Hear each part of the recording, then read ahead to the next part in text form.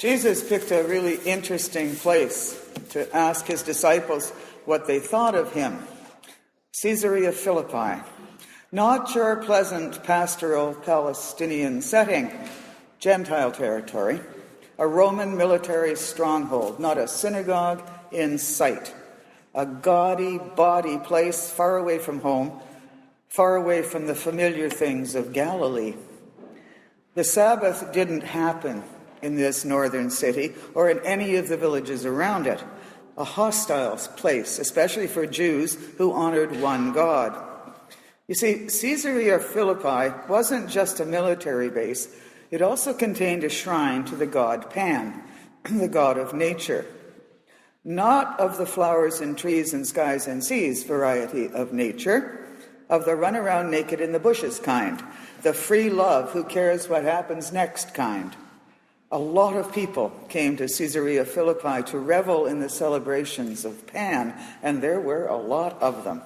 And it was in this place, according to the gospel of the one we call Matthew, that Jesus asked his disciples, "Who do people say that the Son of Man is? Who do you say that I am?"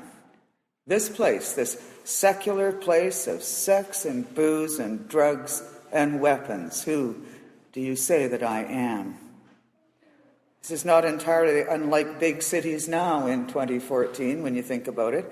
There have always been cities like this, always. And to those of us who live in them or visit them, just as the disciples in that city, Jesus' question still stands, addressed to each of us. Who do people, the people in general, say that the Son of Man is? Well, and you, John the Baptist, one of the prophets, a really good one, like Elijah or Jeremiah, one of the great prophets, a New Age guy. And who do you, people in particular, my followers, who do you say that I am? And with all of them there, only one of them answers. There was no chorus, no lists. Maybe they were trying to think things up, something that would please Jesus perhaps, something to sort of get them off the hook. We don't know, it doesn't say. It doesn't tell us what we were thinking or even whether they were thinking. Only Peter has a response. You are the Christ, the Son of the living God. Now, where did he pick that up? Not from New Testament studies. There was no New Testament to study. Not in any rabbinical school, heaven knows. Not in a synagogue. This stuff was not what was being taught. So, where did it come from? In Matthew's gospel, the gospel we read throughout this year, the disciples are portrayed as people who try hard a lot of the time, but who lack faith. Remember when Jesus walks on the water and Peter gets out of the boat and starts doing the same thing? Does pretty well, loses faith, sinks. They're a yes, but bunch in Matthew's gospel, but not today. You are the Christ. No yes buts, no qualifiers, no maybes. A statement of faith that Jesus hears and that Jesus names. A gift, direct from God, freely given to any open heart, whether or not the person with the open heart understands. And with intent, with purpose, and with utter faith, Peter says, you are the Christ, not a Christ, not just any old anointed one, the Christ, the anointed one. Peter looked into the face of Jesus and said what he knew. He made a decision right there in the midst of the sex and drugs and rock and roll to speak his heart.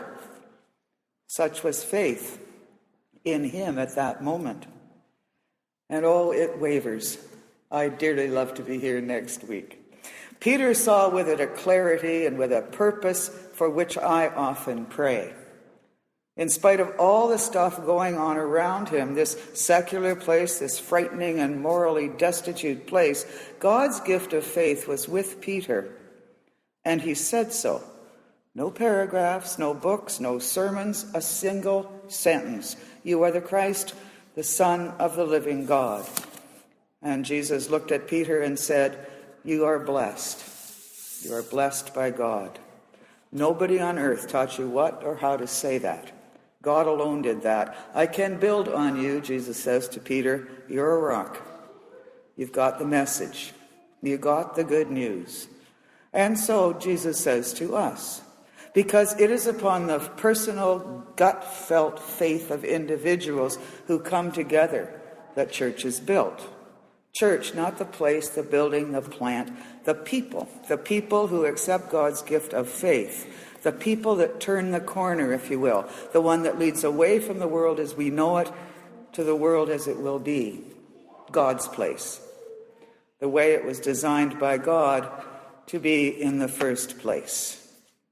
By the God who says to us, I will never forget you, my people. I have carved you on the palm of my hand. Each of our names marked on God's hand, purchased and paid for by the mark of a nail. Those children of Israel who eventually were led by the baby Moses out of Egypt and into the desert were for 40 years, Exodus tells us, a complaining and whining and carrying on bunch. Once God fed them, they were thirsty.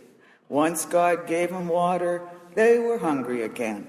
These people of God, and they were assuredly people of God, had to learn that all the food and drink they ever need would be provided to them by a living, loving God, the same God who gave us Jesus, the same God who pours upon us blessing and grace and love and the very precious gift of faith. We don't have to analyze this. What we have to do is rejoice in it and say thank you. And we can do that here and now, encountering the Christ, the Son of the living God, at the table, where we break the bread and share it, where we, like Peter, can look straight at Jesus and say, you are the Christ, the Son of the living God. Now, you'd think it couldn't get better than that, eh? But it does. Thanks be to God.